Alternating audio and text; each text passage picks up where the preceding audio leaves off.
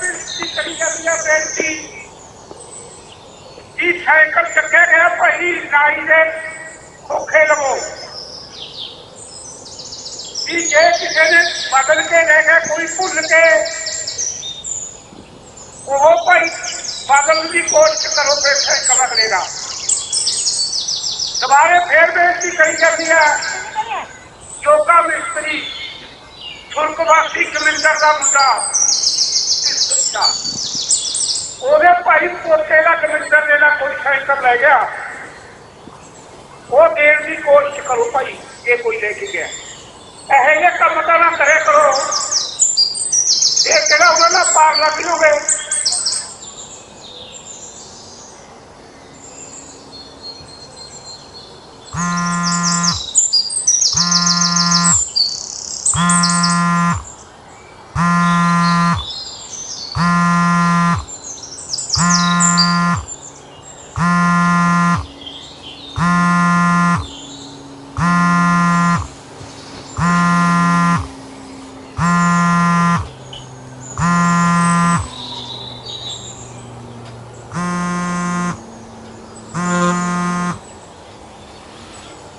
हाँ जी सरपंच साहब की तड़के तड़के बापियां तो गुरुद्वारे च बुलवाई जाने हो हैं? अच्छा की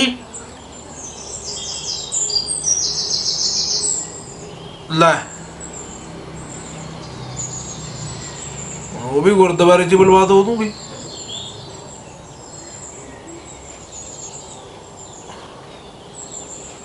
मिले नहीं मैं देख लूँ चंगा सौन बने दे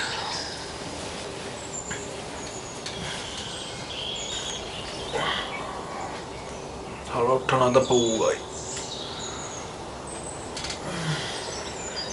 घरदे नहीं पता साला कित्थे होऊगा मैनू बड़ा पता लगू ये बारे।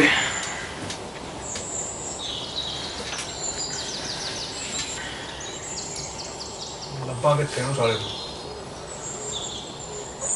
चल लब्भना ही पैना।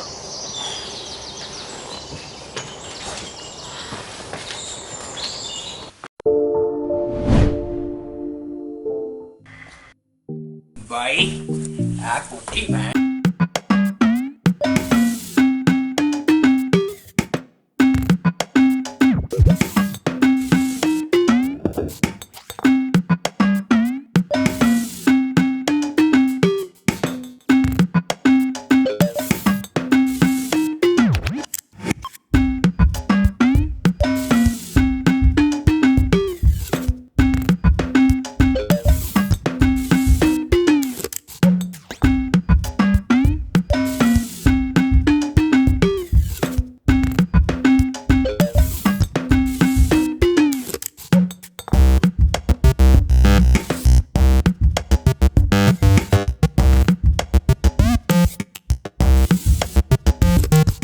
ਇਹਦਾ ਧਿਆਨ ਰੱਖਿਓ ਓਏ ਰਾਤਾਂ ਨੂੰ ਇਹੀ ਆਪਣਾ ਸਮਾਨ ਡੁੱਕਦਾ ਸੀ।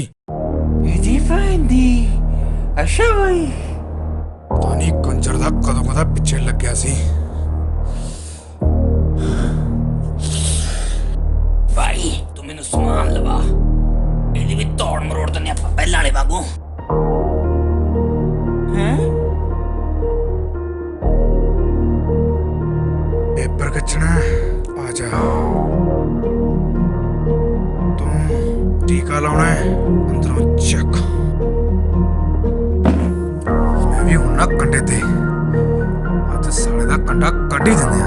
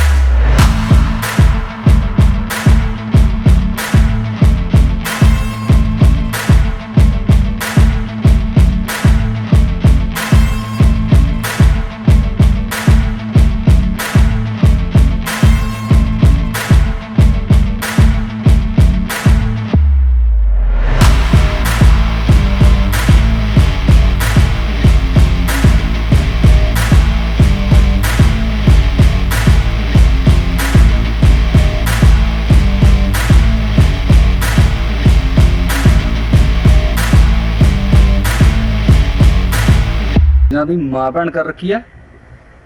ਉਹ ਡੱਕਣ ਨੂੰ ਸਾਲੇ ਕਿਹਨੂੰ ਫਿਰਦੇ ਸੀ।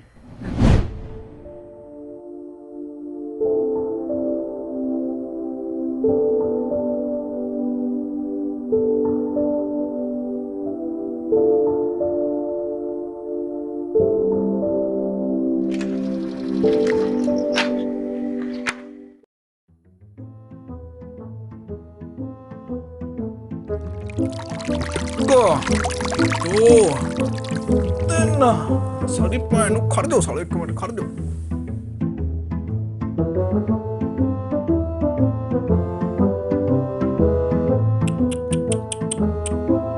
ਸਾਲਿਓ ਰੋਡ ਕੁੱਟਣੇ ਚ ਵੱਜੇ ਸੀ, ਕੱਟੇ ਕੱਟੇ ਟੈਂਟ ਪਵਾਏ ਨੇ। ਜਿਹੜੇ ਕੰਜਰ ਲੱਭਣ ਆਇਆ ਸੀ ਉਹ ਤਾਂ ਮਿਲਿਆ ਨਹੀਂ। ਆਹ ਪਤਾ ਨਹੀਂ ਕਿਹਦੀ ਕਿਤੇ ਖਿੰਡੀ ਫਿਰਦੀ ਆ। ਹਾਂ ਉਹ ਹੋਰ ਕੀ ਹਾਲ ਹੈ? ਉਹ ਤੇਰੀ ਦੀ ਓਏ ਮੂੜੀ, ਓਏ ਓਏ ਕੱਲਾ ਕੱਲਾ, ਓਏ ਆਹ ਕੰਮ ਤੇਰਾ ਲੱਗਦਾ ਮੈਨੂੰ। ਓਏ ਓਏ ਆ ਕੀ ਕਰਤਾ ਤੇਰਾ? ਮੈਨੂੰ ਦੱਸ ਦੇ, ਮੈਨੂੰ ਦੱਸ ਦੇ ਕੰਮ ਤੇਰਾ ਨਹੀਂ? ਤੈਨੂੰ ਪਤਾ ਹੈ? ਦੱਸ ਦੇ। ਆਹੋ ਇਹ ਕਿਵੇਂ? ਪਹਿਲਾਂ ਹੱਥ ਘਲਾਸ ਵਾਲਿਆਂ ਤੋਂ। ਉਹ ਮੈਂ ਖੋਲ ਦਿੰਦਾ। ਨਾ ਨਾ, ਡੱਕਣ ਨੂੰ ਫਿਰਦਾ ਸੀ। ਇਹਦੀ ਭੈਣ ਨੂੰ ਜਾ ਪਾ, ਮੈਨੂੰ ਕੂੜਾ ਇਕੱਠਾ ਕਰਨ ਦੇ। ਓ ਆ ਕਰਤੇ ਸਾਰੇ ਇਕੱਠੇ, ਦੱਸ ਕਿਤੋਂ ਖਿਲਾਵਾਂ? ਉਸਤਾਦ। ਓ ਪ੍ਰਧਾਨ, ਹਾਂ ਉਹ ਆ ਸੀਲੋ ਗੱਡੀ ਦਾ ਕੀ ਕਰਨਾ ਹੁਣ? ਐਕਸੀਡੈਂਟ ਲੈਂਦਾ ਭੇਜ ਦੇ ਡੈਂਟਿੰਗ ਵਾਲੇ ਦੇ। ਸਮਝ ਗਿਆ? ਤੂੰ ਜਾ, ਤੂੰ ਜਾ ਜਾ ਜਾ।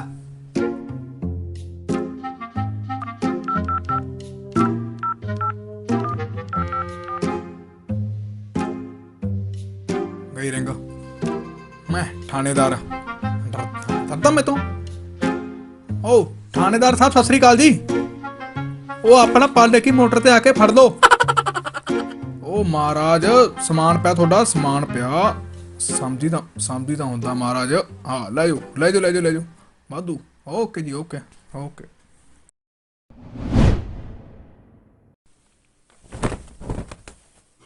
ਤੂੰ ਇੱਥੇ ਕਿਵੇਂ ਹੋਏ? ਥਾਣੇਦਾਰ ਸਾਹਿਬ, ਹਾਂ ਬਈ ਹਾਂ, ਕੀ ਕਹਿੰਦਾ ਸੀ ਮੈਨੂੰ? ਤੂੰ ਇੱਥੇ ਕਿਵੇਂ? ਉਹ ਸੱਚ, ਮੈਂ ਇੱਥੇ ਕਿਉਂ ਆਇਆ ਸੀ? ਉਹ ਆਪਣੇ ਪਿੰਡ ਵਾਲਾ ਸਰਪੰਚ ਨਹੀਂ ਜਿਹੜਾ, ਹਾਂ ਉਹ ਮੈਨੂੰ ਤਾਂ ਉਹਨੇ ਭੇਜਿਆ ਸੀ ਤੈਨੂੰ ਲੱਭਣ ਵਾਸਤੇ। ਕਾਹਦੇ ਨਹੀਂ? ਉਹ ਆਪਣੇ ਪਿੰਡ ਵਾਲਾ ਮਾਨਸਾ ਨਹੀਂ, ਹਾਂ ਉਹ ਉਹਨਾਂ ਦੇ ਘਰੋਂ ਲਾਸ਼ ਮਿਲੀ ਹੈ। ਮਾਨਸੇ ਦੇ ਘਰੋਂ? ਉਹ ਮਾਨਸੇ ਦੀ ਲਾਸ਼? ਉਹ ਆਹੋ। ਪਹਿਲਾਂ ਕਿਹਨੇ ਦੇਖੀ ਮਾਨਸੇ ਦੀ? ਓਏ ਮੈਂ ਲਾਸ਼ ਦੀ ਗੱਲ ਕਰਦਾ। ਜੈਬੇ ਨੇ ਦੇਖੇ, ਜੈਬੇ ਨੇ। ਮੈਨੂੰ ਤਾਂ ਸਰਪੰਚ ਕਹਿੰਦਾ ਸੀ ਵੀ ਜੈਬੇ ਨੇ ਲਾਸ਼ ਦੇਖੇ ਸਭ ਤੋਂ ਪਹਿਲਾਂ। ਜੈਬਾ ਕਿਹੜਾ? ਚੱਪਲ ਕੰਮ। ਉਹ ਸਾਲਿਆ ਬੱਬਲ ਗਾਮੀ ਯਾਰ।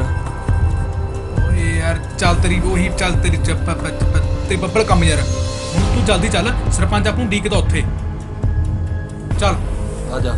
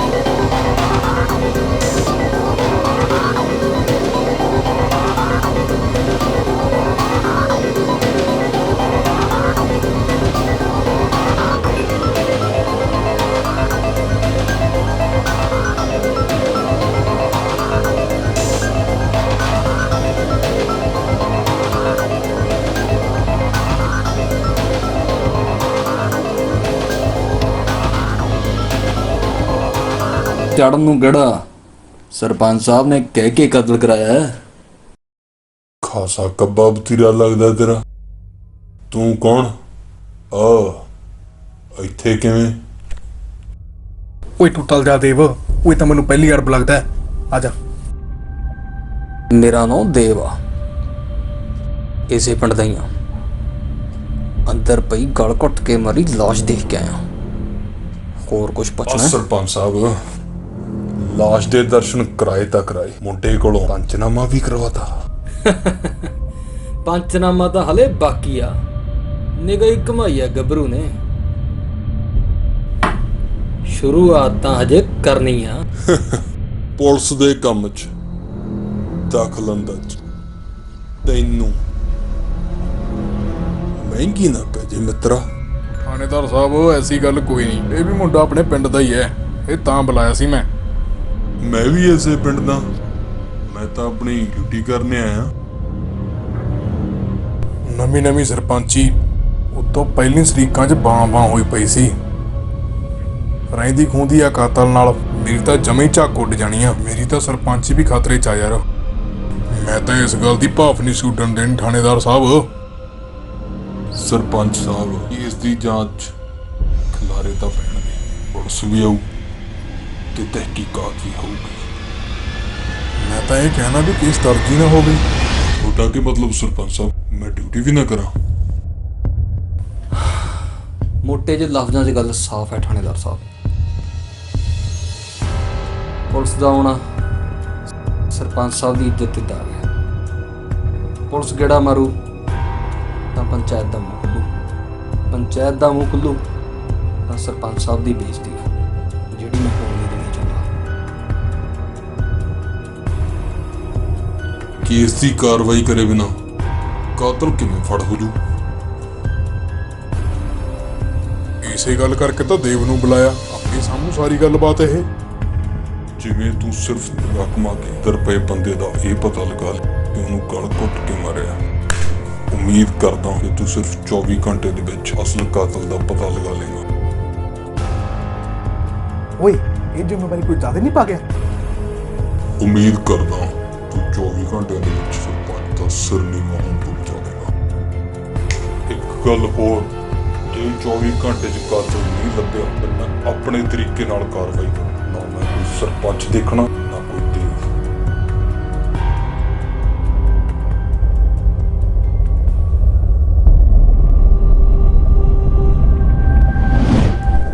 ਲਓ ਜੀ, ਆਹ ਪੈ ਗਈ ਚੋਬਰਾਂ ਦੇ ਗਲ ਬਿਪਤਾ। ਥਾਣੇਦਾਰ ਤੋਂ ਮਿਲੇ ਸਿਰਫ 24 ਘੰਟੇ, ਉੱਪਰੋਂ ਸਰਪੰਚ ਦੀ ਇੱਜ਼ਤ ਦਾ ਖਿਆਲ। ਦਿਮਾਗ ਦਾ ਸਾਲਾ ਘੁੰਮਣਾ ਹੀ ਸੀ। ਜਿਹਨੇ ਲਾਸ਼ ਸਭ ਤੋਂ ਪਹਿਲਾਂ ਦੇਖੀ ਸੀ ਨਾ, ਉਹਦੀ ਸ਼ਕਲ ਤਾਂ ਹਜੇ ਤੱਕ ਇਹਨਾਂ ਨੇ ਨਹੀਂ ਦੇਖੀ। ਪੋਸਟਮਾਰਟਮ ਦੀ ਕਾਰਵਾਈ ਤੋਂ ਤਕਰੀਬਨ ਕਈ ਘੰਟੇ ਬਾਅਦ ਸਭ ਤੋਂ ਪਹਿਲਾਂ ਲਾਸ਼ ਦੇਖਣ ਵਾਲਾ, ਜਿਹਦੀ ਭਿਣਕ ਸ਼ਾਇਦ ਪੁਲਿਸ ਨੂੰ ਵੀ ਨਹੀਂ ਸੀ, ਉਹਦੇ ਬਾਰੇ ਆਖਰ ਦੇਵ ਤੇ ਨਵੀ ਨੇ ਗੱਲਾਂ 'ਚ ਸਰਪੰਚ ਤੋਂ ਪਤਾ ਲਾ ਹੀ ਲਿਆ।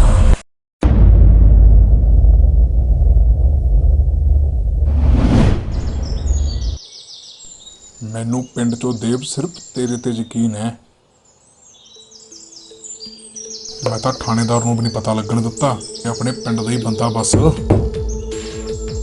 ਯਕੀਨ ਤਾਂ ਇਹ ਨਹੀਂ ਹੋ ਰਿਹਾ ਸਰਪੰਚ ਸਾਹਿਬ ਵੀ ਆਪਣੇ ਪਿੰਡ ਦੇ ਜੈਬੇ ਨੂੰ ਕੀ ਲੋੜ ਪੈ ਗਈ ਸੀ ਮਾਨਸੇ ਦਾ ਕਤਲ ਕਰਨ ਦੀ। ਤੂੰ ਕਮਾਲ ਕਰਦਾ ਯਾਰ, ਜੇ ਸਰਪੰਚ ਨੂੰ ਇਹ ਗੱਲ ਦਾ ਸਾਰੀ ਦਾ ਪਤਾ ਹੁੰਦਾ ਪਰ ਤੈਨੂੰ ਕਾਹਦੇ ਵਾਸਤੇ ਬੁਲਾਉਂਦਾ? ਤੇਰੀ ਗੱਲ ਠੀਕ ਆ, ਪਰ ਜੈਬਾ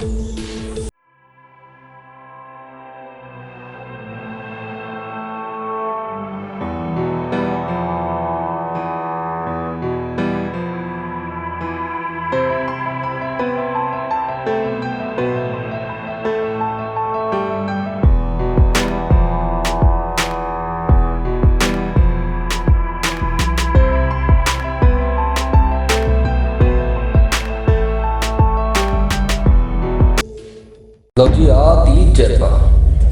ਸਰਪੰਚ ਹੋਰਾਂ ਨੇ ਇਹਨੂੰ ਮਾਨਸੇ ਦੇ ਘਰੋਂ ਫੜਿਆ ਸੀ। ਮੱਥੇ ਤੇ ਡੈਂਟ ਸੀ। ਬੰਦਾ ਪਿੰਡ 'ਚ ਪੂਰਾ ਮਸ਼ਹੂਰ ਹੈ। ਸੂਟਾ ਸਾਟਾ ਲਾ ਕੇ ਕਿੱਥੇ ਪਿਆ ਹੋਵੇ ਇਹ ਤਾਂ ਇਹਨੂੰ ਆਪ ਨਹੀਂ ਪਤਾ, ਸਾਨੂੰ ਵੀ ਸੁਆ ਪਤਾ। ਬੰਦਾ ਦਿਲ ਦਾ ਬਹੁਤ ਹੀ ਹੈ। ਕਹਿੰਦੇ ਪੈਸੇ ਟਕੇ ਪੱਖੋਂ ਹਰ ਬੰਦੇ ਦੀ ਮਦਦ ਕਰਦਾ ਹੈ, ਪਰ ਜਦੋਂ ਇਹਨੂੰ ਆਪ ਲੋੜ ਹੋਵੇ ਤਾਂ ਜਿਹੜੇ ਕਿਤੋਂ ਮੰਗ ਕੇ ਦੇ ਜਾਂਦੇ ਨੇ ਵਿਚਾਰੇ ਨੂੰ ਉਹ ਵੀ ਨਹੀਂ ਮਿਲਦੇ, ਜਿਹਦੇ ਕਰਕੇ ਪਿੰਡ 'ਚ ਸੁਣਿਆ ਇਹਦਾ ਕਈ ਥਾਵੇਂ ਰੌਲਾ ਚੱਲਦਾ। ਬਾਕੀ ਸੋਚਣ ਵਾਲੀ ਗੱਲ ਇਹ ਆ ਕਿ ਇਹ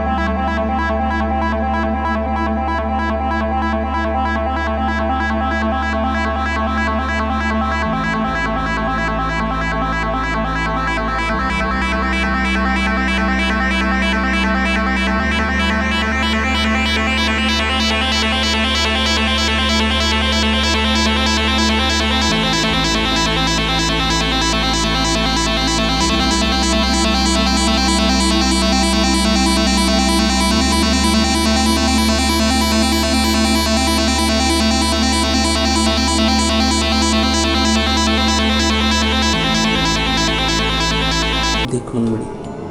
ਬਈ ਘਬਰਾ ਕੇ ਮੈਂ ਮੁੜ ਨਹੀਂ ਲੱਗਿਆ ਸੀ ਕਿ ਕੋਈ ਮੈਨੂੰ ਧੱਕਾ ਮਾਰ ਕੇ ਸੁੱਟ ਗਿਆ, ਤੇ ਉਸ ਤੋਂ ਬਾਅਦ ਬਈ ਮੈਨੂੰ ਕੁਝ ਨਹੀਂ ਪਤਾ।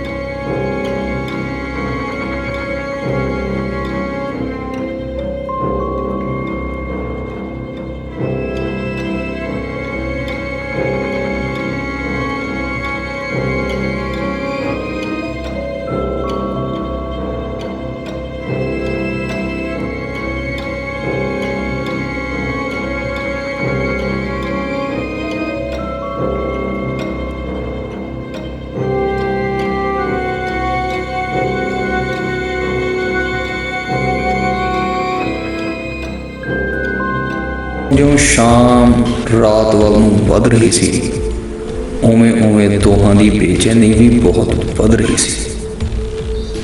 ਪਰ ਰਾਤ ਨੂੰ ਗੱਲਾਂ ਕਰਦਿਆਂ ਨਵੀ ਦੇ ਮੂੰਹੋਂ ਨਿਕਲੀ ਇੱਕ ਗੱਲ ਨੇ ਸਾਰੀ ਕਹਾਣੀ ਨੂੰ ਨਵਾਂ ਮੋੜ ਦੇ ਦਿੱਤਾ।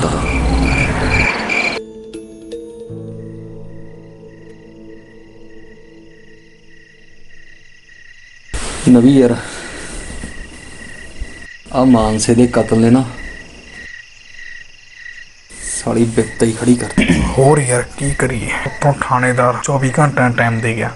ਮੇਰੀ ਤਾਂ ਭੁੱਖ ਪਿਆਸ ਸਭ ਮਿਟੀ ਪਈ ਆ।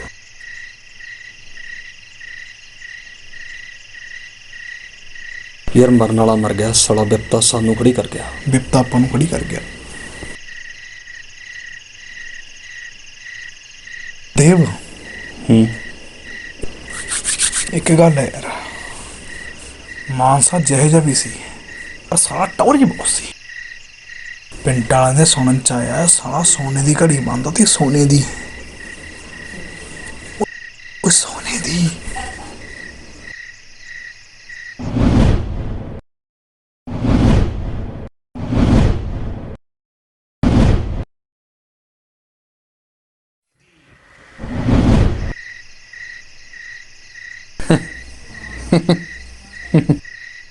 ਉਹਦਾ ਸਾਲਾ ਸੋਨੇ ਦੀ ਘੜੀ ਮਰ ਗਿਆ ਆਪ, ਸਾਨੂੰ ਸਾਲਾ ਭੁੱਖੇ ਮਾਰ ਗਿਆ।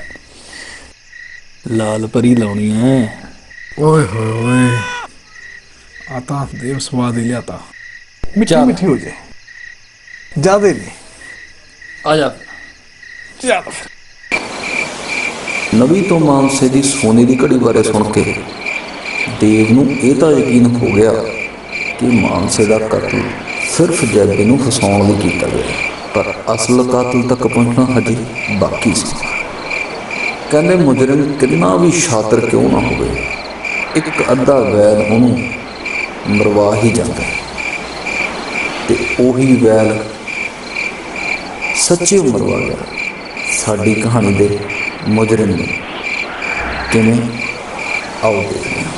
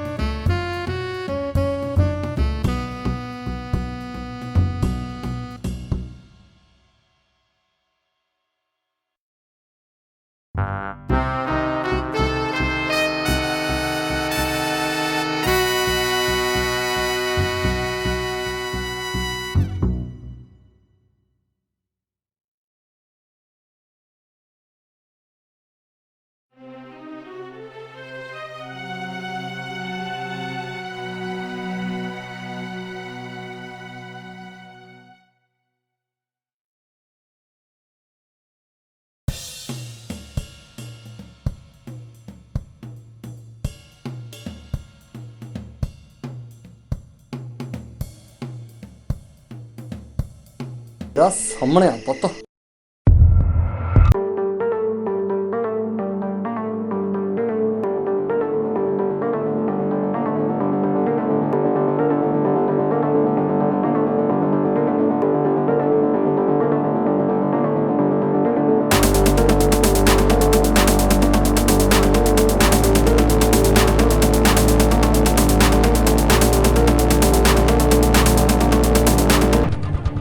ਗਾਮੇ ਨੂੰ ਜੂਆ ਖੇਡਣ ਦੀ ਆਦਤ ਸੀ, ਇਸ ਕਰਕੇ ਉਹ ਆਪਣੀ ਕਮਾਈ ਅਜਿਹੀ ਗਵਾ ਦਿੰਦਾ ਸੀ। ਇਸੇ ਆਪ ਨੇ ਇੱਕ ਵਾਰੀ ਉਹਦੀ ਜੇਬ ਨੂੰ ਜਮ੍ਹਾਂ ਖਾਲੀ ਕਰ ਦਿੱਤਾ ਤੇ ਉਹਨੇ ਸੋਚਿਆ ਕਿ ਕਿਉਂ ਨਾ ਜੈਬੇ ਤੋਂ ਮਦਦ ਲਈ ਜਾਵੇ। ਪਰ ਇਹ ਵੀ ਨਹੀਂ ਸੀ ਪਤਾ ਉਹਨੂੰ ਕਿ ਅੱਗੇ ਜੈਬਾ ਵੀ ਮਾਨਸੇ ਕੋਲ ਆਪਣੇ ਪੈਸੇ ਸੰਭਾਲੇ।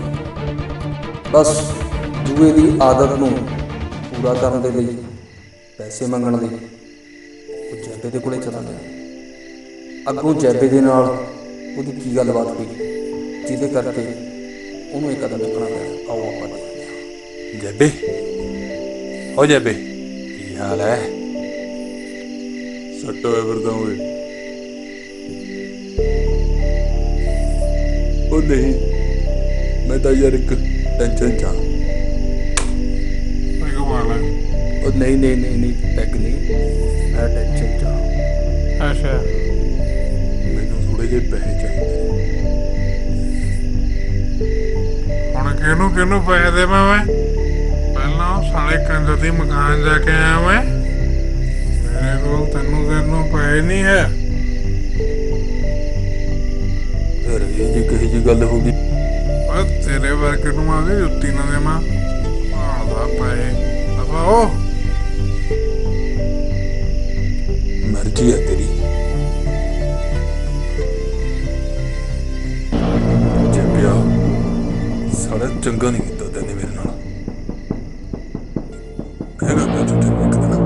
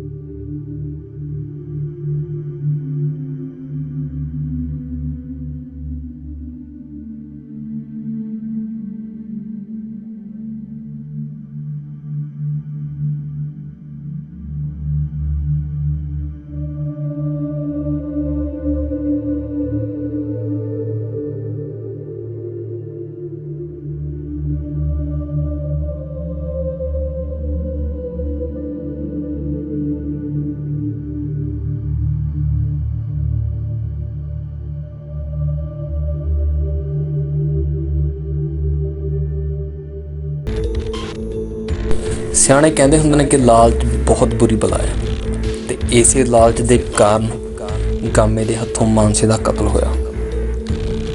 ਜੇ ਗਾਮਾ ਚਾਹੁੰਦਾ ਤਾਂ ਸ਼ਾਂਤ ਰਹਿ ਸਕਦਾ ਸੀ, ਚੁੱਪ ਰਹਿ ਸਕਦਾ ਸੀ ਤੇ ਕੁਝ ਵੀ ਨਹੀਂ ਸੀ ਹੋਣਾ, ਪਰ ਉਹਦੇ ਲਾਲਚ ਨੇ ਉਹਨੂੰ ਕਾਤਲ ਤਾਂ ਬਣਾਇਆ ਤੇ ਨਾਲ ਹੀ ਨਾਲ ਉਹਦੇ ਮੱਥੇ ਤੇ